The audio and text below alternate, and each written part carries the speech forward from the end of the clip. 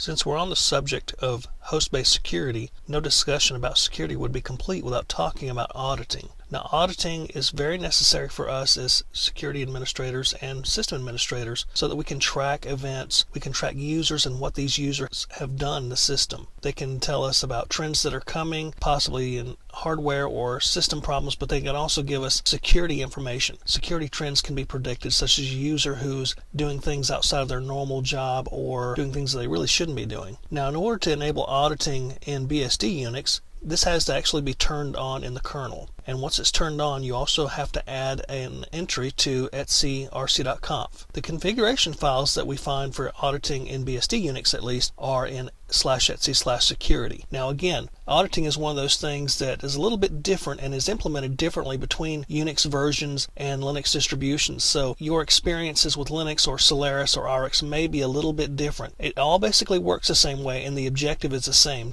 to produce audit trails or audit logs so you can see who's been doing what on the system and when, so you can trace some accountability back to an individual user. But understand it may be configured differently on your particular Unix flavor or Linux distribution. Now in BSD Unix, we log to the var audit directory, and we also use syslogd in some cases. Now the logs generally require certain tools to view. They are in binary, but there are tools available out there for you to use to view the logs. Let's go ahead and take a quick overview look at auditing on BSD Unix.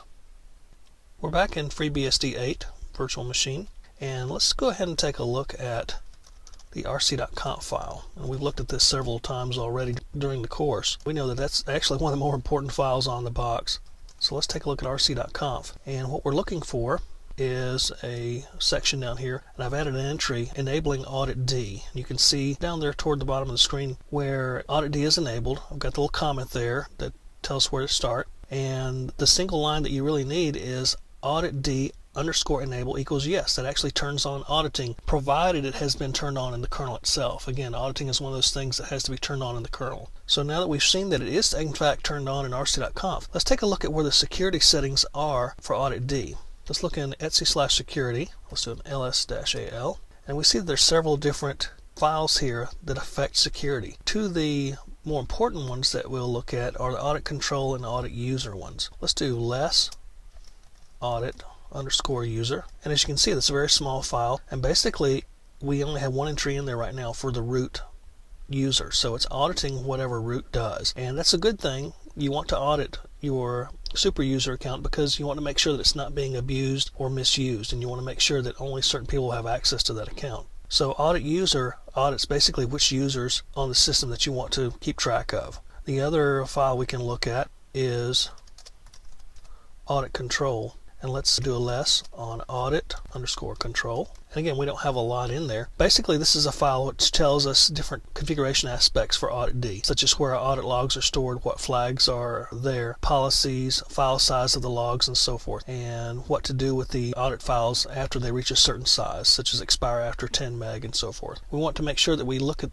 these audit logs and files and review them on a fairly consistent basis, because otherwise we won't catch things that are going on in the system that we should. Let's go ahead and also take a look at the var audit and do an ls-al, and we can see that we've got some log files in there. Basically, they are composed of the date and time stamp and so forth. Now, these files are in binary. We can't read them with a normal text editor. They require additional utilities to look at, and some utilities that are built into Unix are responsible for reading these files, so you don't directly go to these files and make sure that you can read them with a text editor. You look at the appropriate files, which will call them and open them up for you. The thing you need to know about where these audit logs are stored is so that you can back them up and protect them with appropriate permissions. Now, one other thing I'd like to show you is the fact that we can stop and restart the service after we make changes to, such as audit control or audit user. You're going to want to restart the service for auditing to take effect on those changes. So what you're going to want to do is /etc/rc.d audit D. When you make a change, you're going to want to restart this service, and in some cases you may not be able to, depending on what audit D is doing at the time. You're going to